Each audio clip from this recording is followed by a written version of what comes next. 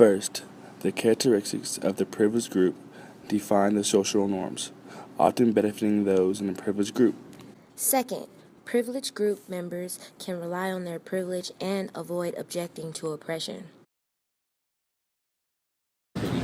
Separate, but I don't know anything about it.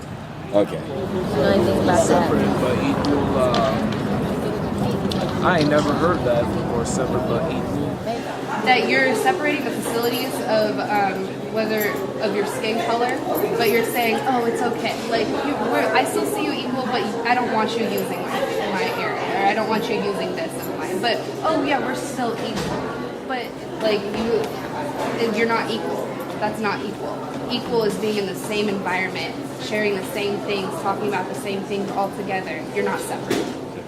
To ignore oppression means that privilege is rarely seen by the holder of the privilege.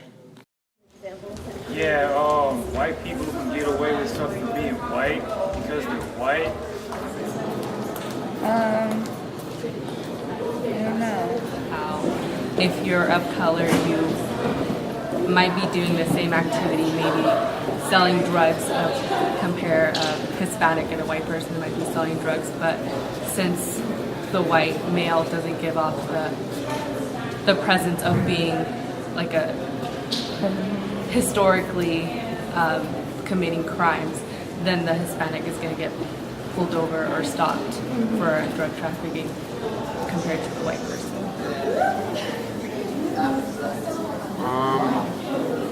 Yeah, I'm not totally sure. I'm so sure. How about you? What is white privilege, and can you give an example?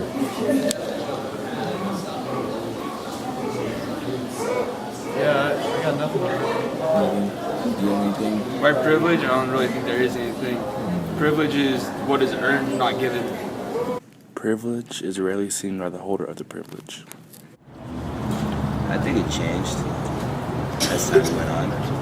But then, some current events, happened like with Ferguson. It's we kind of like get a little residual things, but I believe with our generation, when as it's coming up, things are actually changing. White privilege may not be, over reoccurring topics of conversation if we don't have events like Ferguson. So. And I'm wondering if it depends on where you are in our country too. Like if you're in the South, I would think yeah. But maybe here, maybe not as much. Same thing? Yeah. Example, you have more opportunities to be successful and achieve the quote-unquote American dream. A lot of white people in particular will be like, oh, all you need to do is work hard, pull yourself up by your bootstraps, and you can do anything in America.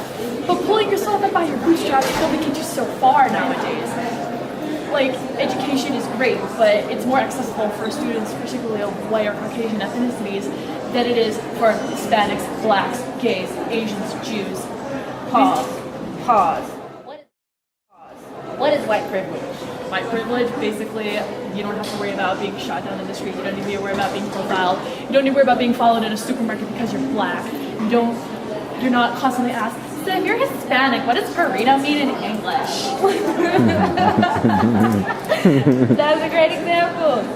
White privilege is, I think, being able to go through life without having to deal with racial profiling. I don't think it has to do with material things as much, but more with not that psychological thing that you have, coming out of the store thinking that somebody's stolen.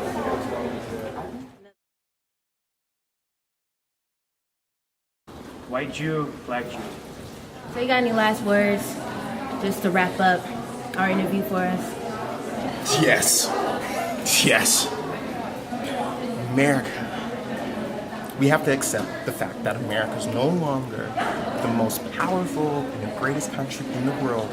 It doesn't matter how you want to look at it. Out of 207 sovereign nations, 180, somewhere in that range or so, has freedom just as we do.